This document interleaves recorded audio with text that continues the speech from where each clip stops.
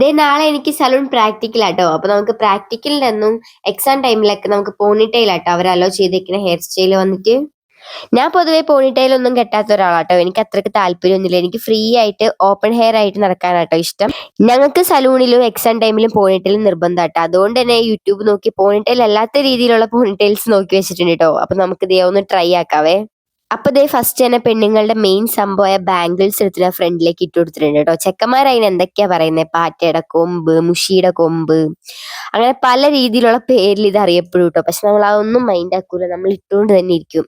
നിങ്ങൾ ഇങ്ങനെ ഇരട്ടപ്പേരൊക്കെ വിളിക്കാറുണ്ടോ ഫ്രണ്ട്സ്? എനിക്ക് കുറെ കേട്ടിട്ടുണ്ട് കേട്ടോ ഇതിങ്ങനെ ഇടുന്നതിന്. അപ്പൊ ഈ ഒരു സൈഡ് റെഡിയാക്കിയ പോലെ നമുക്ക് ഇപ്പുറ സൈഡ് കൂടി ചെയ്ത് കൊടുക്കണം. ഇത് അങ്ങനെ വീഡിയോയിൽ കാണും നിങ്ങൾക്ക് കുറച്ചുകൂടി മനസ്സിലാവും കേട്ടോ. പറഞ്ഞാൽ ചിലപ്പോൾ കൺഫ്യൂഷൻ ആവും. ഒത്തിരി പേർക്ക് അറിയാവുന്ന ഹെയർ സ്റ്റൈൽ ആയിരിക്കും. ഞാൻ ഇപ്പോഴാട്ടോ ട്രൈ ചെയ്യുന്നത്. ഇങ്ങനെ കെട്ടിയപ്പോൾ എനിക്ക് പണ്ട് സ്കൂളിൽ പോയ കാര്യങ്ങളാട്ടോ ഓർമ്മ. 5ാം ക്ലാസ്സിലൊക്കെ നമ്മുടെ ഹെയർ സ്റ്റൈൽ അങ്ങനെയായിരുന്നു കേട്ടോ. അപ്പൊ ദേ ഇങ്ങനെ എടുത്ത് മൂന്നാമതൊരു ബൺ കൂടി കൂട്ടി കെട്ടി നമുക്കത് ബാക്കിന്ന് ഫ്രണ്ടിൽ നിന്ന് എടുത്ത് ബാക്കോട്ട് എന്ത് വിടണം. വീഡിയോയിൽ കാണിക്കുന്ന പോലെ ഇട്ടാൽ മതി കേട്ടോ. സത്യം പറഞ്ഞുതരാൻ എനിക്കറിയില്ല. ഞാൻ തന്നെ എങ്ങനെയോ ആക്കി എടുത്ത് ചെയ്തതാണ് കേട്ടോ. പക്ഷെ എനിക്ക് പേഴ്സണലി ഭയങ്കര ഇഷ്ടമായി. ഞാൻ ഓൾറെഡി ട്രൈ ചെയ്തോണ്ട് കേട്ടോ എന്റെ ഫേസിൽ ഒരു എക്സ്പ്രഷൻ ഇല്ലാത്ത. പക്ഷെ നോക്കിക്ക് ബാക്കിലൊക്കെ നല്ല ഭംഗിയിൽ കിടക്കുന്നുണ്ട്. ഞാൻ ലെയർ കട്ടാട്ടോ ചെയ്തേക്കുന്നത്, അതിന്റെ ഒരു ഭംഗി കൂടി ഉണ്ട്. അപ്പൊ ദേ നമ്മുടെ ഒന്നാമത്തെ ഹെയർ സ്റ്റൈൽ സക്സസ്ഫുൾ ആയിട്ടുണ്ട്. പിന്നെ സലൂണിൽ നിൽക്കുമ്പോൾ ഈ ഫ്രണ്ടിൽ കിടക്കുന്ന പാറ്റവാലൊക്കെ എടുത്ത് ഞാൻ ഉള്ളിലിടും കേട്ടോ. നമുക്ക് അങ്ങനെ നിൽക്കാൻ പാടില്ല. അപ്പൊ അതൊക്കെ എടുത്ത് ഉള്ളിലിടും. അങ്ങനെ എനിക്ക് ഭയങ്കര ഇഷ്ടപ്പെട്ടു കേട്ടോ ആ ഒരു ഹെയർ സ്റ്റൈൽ. നമുക്ക് രണ്ടാമത്തെ ഹെയർ സ്റ്റൈലിലേക്ക് കിടക്കാം. ദേ പിന്നെ ഞാൻ ഒരു കാര്യം പറയാൻ മറന്നുപോയിട്ടോ. ആദ്യത്തെ ഹെയർ സ്റ്റൈൽ ചെയ്യുമ്പോൾ സൂക്ഷിച്ച് ചെയ്തില്ലെങ്കിൽ നല്ല വേദന ആയിരിക്കും കേട്ടോ. നല്ല വേദന ഉണ്ട്. എന്റെ പൊന്നോ, കിളി പോയി, കണ്ണിന്നൊക്കെ വെള്ളം പോവും.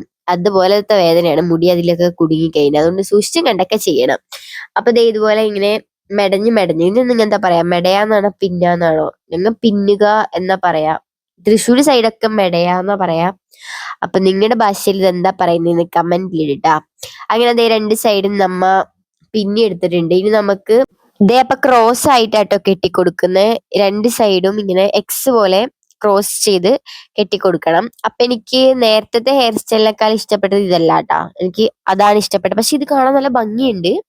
എനിക്ക് ഇഷ്ടപ്പെട്ടത് അതാട്ടോ. നിങ്ങൾക്ക് ഏതാ ഇഷ്ടപ്പെട്ടതെന്ന് കമന്റിൽ പറയണേ. അപ്പൊ ദേ ഇതാണ് ഹെയർ സ്റ്റൈൽ. ഇവിടെ വേണമെങ്കിൽ ഒരു ബൺ കൂടി കെട്ടാട്ടോ. അപ്പൊ ദേ ഇത്രേ ഉള്ളൂ വീഡിയോ. ഇഷ്ടപ്പെട്ടാൽ ലൈക്ക് ചെയ്യുക, ഷെയർ ചെയ്യുക, സബ്സ്ക്രൈബ് ചെയ്യുക. പിന്നെ ഇതെന്റെ പുതിയൊരു യൂട്യൂബ് ചാനൽ കേട്ടോ. അപ്പൊ എല്ലാവരും സപ്പോർട്ട് ചെയ്യണം. Bye bye.